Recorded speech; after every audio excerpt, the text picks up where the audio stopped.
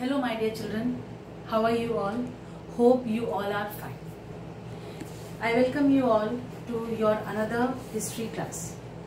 Children, yesterday in the class we did factories come up, then we also read about the early entrepreneurs, but some of the students could not understand it.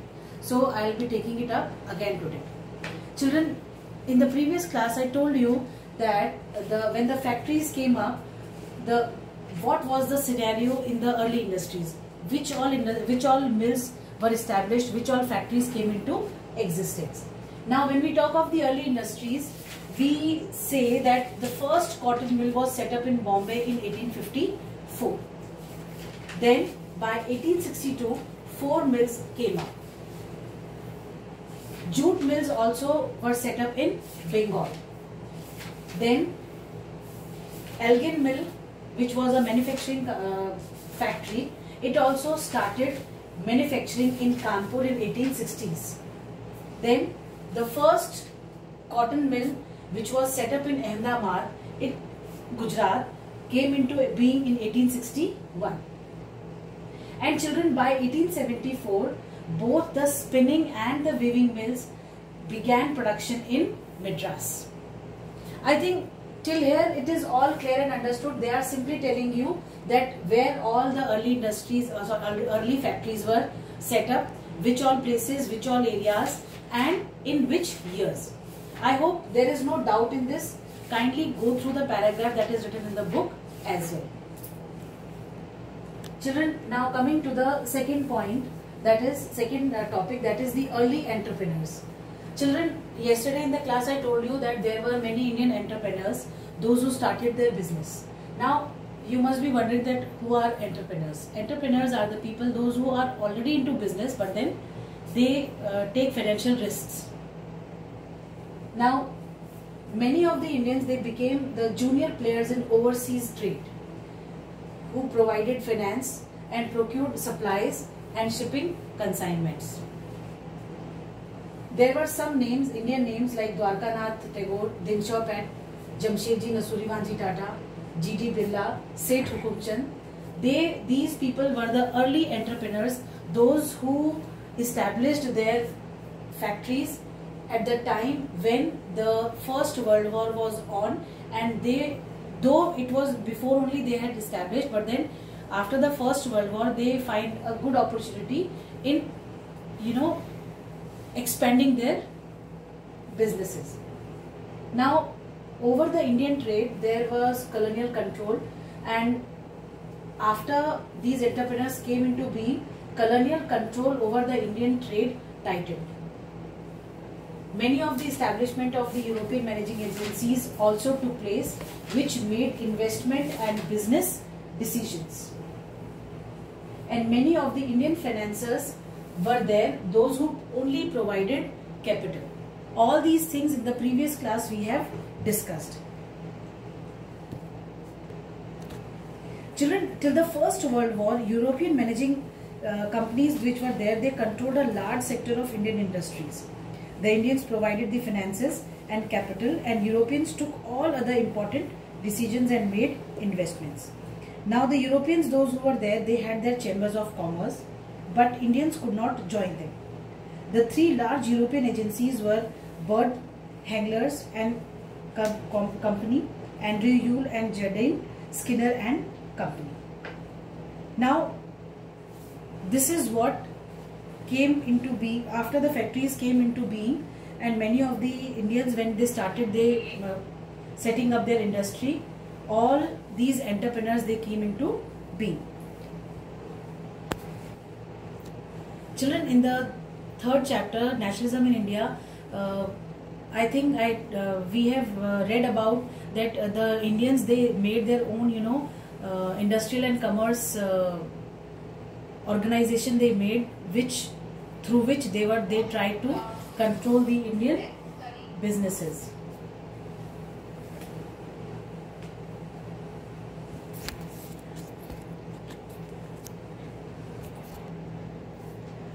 Now comes the third point, where did the workers come from? Children, these workers, they came from, adjoining districts where these factories were set up. Then many of them traveled, to distant places to find job. Then it was not very easy to get the jobs. It was very difficult for these people to get jobs. The reason being, the job seekers were more than the jobs which were available. And moreover, in these factories, initially, there were stages. In the initial stages, of course, the unskilled workers were also preferred, but then in the upper stages of the factories, skilled workers were required. Now, to help these job seekers, appointment of the jobbers were assigned. Jobbers were given the responsibility of recruiting and help out the workers to settle down. Now, this is what we have in this topic. Where did the workers come from? See, factories were set up. When new industries were set up in the late 19th century in Bengal and Bombay, most of the workers came from the neighboring districts and villages. Peasants and artisans who had lost their hereditary jobs came to the industrial towns to find employment. They had no jobs in the villages. Over 50% of the workers in Bombay textile industry came from the neighboring district of Ratnagiri, while in Kanpur, most of the workers came from the nearby villages. Most of the workers went back to their villages at the time of sowing and harvesting. Gradually, more and more people flocked to the industrial towns in order to find jobs. From United Provinces, they went to Bombay and Calcutta to work in cotton and jute mills. But it was not easy to find jobs in the cities unless and until there was some connection. The workers were always more in spite of new factories which were set up. The industry owners employed a person called the jobber who recruited new workers. He was an old worker trusted by the owner. He got people from the village, assured them work and employment, and helped them to settle in the cities. Over the time, he became a man of power and authority and started demanding gifts from the workers. In 1901, there were about 5,84,000 workers in India, and by 1946, the number was over 24,36,000. Children, the picture that you can see, it is a picture of a head jobber. Now, can you see the posture and the clothes that emphasize the jobber's position of authority? The way he is standing, the way he has carried himself, it shows this confidence that he is the one who brings people into job. Children, I hope all these things, all these topics that we have covered right now are clear to all of you. If again it is not clear, do let me know. Children, now we'll switch to another topic of the chapter, that is peculiarities of the industrial growth. Children, in this we will be reading about the peculiarities that were there in the industrial growth and the small scale industries that came up, and then after this topic we will be covering the images of gods and goddesses that required, that became part of the advertisements to sell out the products. Now children, coming to the peculiarities of industrial growth. In this we will be reading two things. One is the peculiarity that is related to the industrial growth, and the second we will be reading the coming up of the small scale industries. Now children, when we read about the peculiarities, we find that many of the European managing agencies which were there, they dominated industrial production in India. Now what does it mean actually? The European managing agencies which were there, they dominated the Indian industries and were interested in certain goods. These goods were not meant for sale in India but for export only.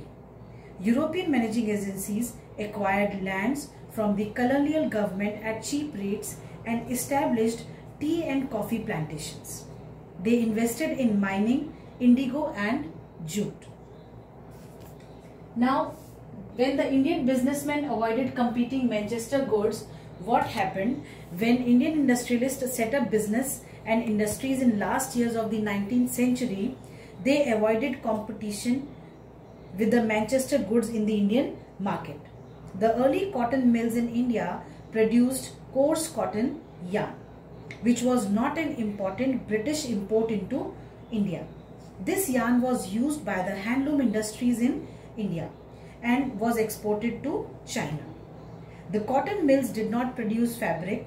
When yarn was imported, it was of superior quality only. Now, series of changes took place in early 20th century affecting industrialization pattern. Now, what is this? In this, with the beginning of the 20th century, a number of developments affected the pattern of industrialization. The Swadeshi movement gained momentum and people started boycotting imported cloth. The industrial groups started pressurizing the government to increase tariff protection and grant concessions. From the 1906, the export of Indian yarn to China started declining. The Chinese market was flooded with goods from Japanese mills. So industrialists in India shifted to the production of cotton piece cloth, which was doubled between 1900 and 1912. Now, I have told you nationalists mobilized people to boycott foreign goods. Many of the Indians, they shifted from yarn to cloth production. Now coming to the First World War. Children, earlier also I have told you that because of the First World War, the Indian industrial production, it bloomed. Now, what exactly happened in the First World War? During the First World War, the First World War broke out in 1914, which created an entirely new situation by reversing the flow of trade. The British mills were busy producing goods to meet the needs of the army. Hence, the import of Manchester goods to India declined. This proved lucky to the Indian mills. The Indian mills were now producing goods to fulfill the needs of the people. They had a vast domestic market. As the war prolonged, the Indian industries were called upon to produce goods for the army. Now they started making jute, bags, cloth for army uniforms, tents and leather boots, horse and mule saddles and other items. New mills were set up and old ones ran in multiple shifts.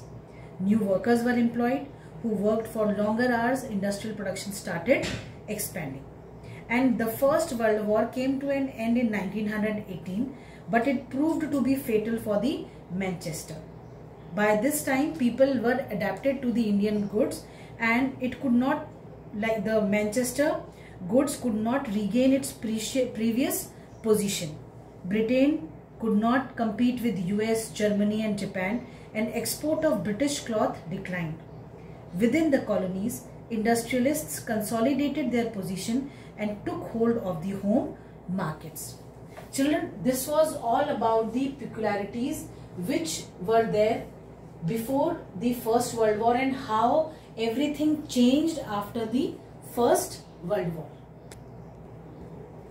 Children, hope peculiarities part is clear and understood to all of you. Now coming to the small scale industries. Children, small scale industries, they came up in India and had a very good position. Now large scale industries, they formed a small segment. Why they formed a small segment? Because there were several reasons why the small segments were formed. We will discuss it later on. Then small scale production continued to predominate the industries. Expansion of the handloom production with the use of fly shuttle came into being, and despite the growth of the small scale industries, weavers and craftsmen, they lived a miserable life. Now children, after the First World War, the factory industries gradually grew, but the large industries formed only a small proportion of the economy. Most of the laborers, most of them about 67% of the industries were located in Bombay and Bengal. The rest of the country was predominated by small scale production.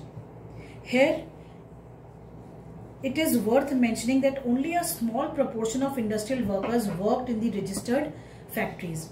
Approximately 5% in 1911, which rose to 10% in 1931. Others worked in small workshops. In the small scale units, the production expanded in the 20th century. This was particularly true of the handloom industries. Now, what led to the expansion of the handloom industries? There were several reasons for this. The handicraft people adopted technologies changes because it boosted their production without increasing the cost. They began to use the flying shuttle, which increased the productivity per worker working on the looms and reduced labor demand. Now children, you must be wondering that what is this flying shuttle? This flying shuttle was a mechanical device which was used for weaving and moved by means of ropes and pulleys. It places the horizontal threads called the weft into the vertical threads called the wrap. The invention of the fly shuttle made it possible for weavers to operate large looms and weave wide pieces of cloth. Children, the other changes in techniques also helped the weavers. In regions like Travancore, Mysore and Cochin, more than 70% of the looms were fitted with flying shuttle. Now the weavers, they produced both coarse and fine varieties of cloth. The coarser cloth was purchased by the poor and its demand fluctuated. If it was a bad harvest or a bad year or famine, when people had hardly enough to eat and their cash income disappeared, they could not afford to buy cloth. This did not happen in case of finer varieties, which were purchased by the rich. Even adverse climatic conditions did not affect their demand for handlooms. The sale of Banarsi saris remained intact. Milk cloth could not produce cloth which could be woven only on the loom. The mills could not produce cloth which could be woven only on the looms. Saris with woven borders could be made on the handlooms only. Although the production of the handloom sector continued to expand throughout the 20th century, the condition of the weavers remained intact. It did not improve at all. The weavers worked for long hours. Sometimes the entire family worked at different stages of production process, but their life was still miserable. However, it is a truth that their work, life and labor were a part of industrialization. Children, I am showing you a picture which shows a hand woven cloth. Children, the picture that you can see is a picture of a hand woven cloth. Now this intricate designs of hand woven cloth could not be easily copied by the mills. This is why the hand woven cloth was in high demand and it was purchased by the riches. Children, even in the present time also, all the people, those who work on the handlooms in the villages, they are, through internet, they are assessing to the people, those who are interested in the handloom work cloth. So this is how the handlooms have, grown. Handlooms have created a market for themselves on their own. Children, now our next topic that we are going to take up is the role of advertising. Children, these are some of the pictures that you can see. See, Woodward's gripe water keeps baby well.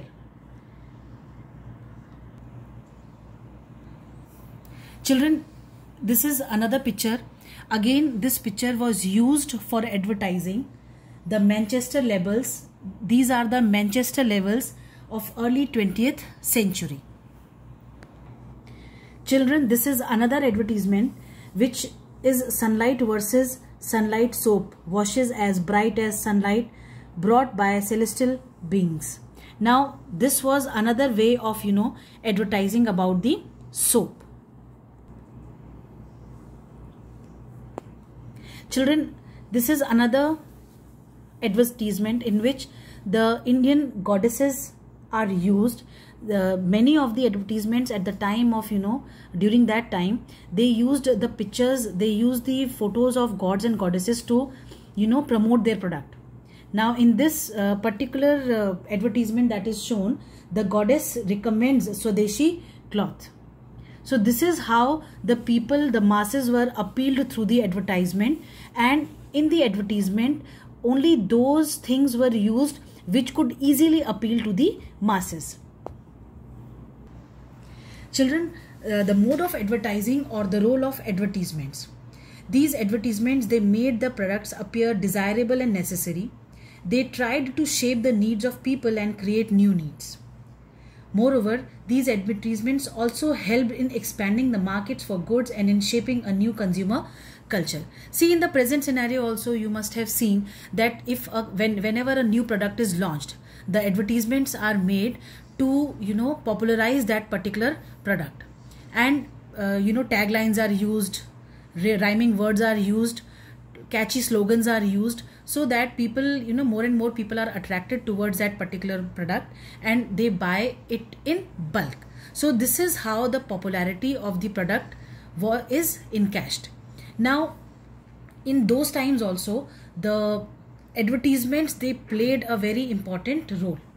Now, when the Manchester industrialists began selling their cloth in India, they had put labels on cloth bundles. The labels were necessary because they made the buyers aware of the place of manufacture and the name of the company. This, even in the present time also, it is there. When the buyers saw the label of made in Manchester, they were expected to buy it without any hesitation. The labels carried not only words but also images which were beautifully printed.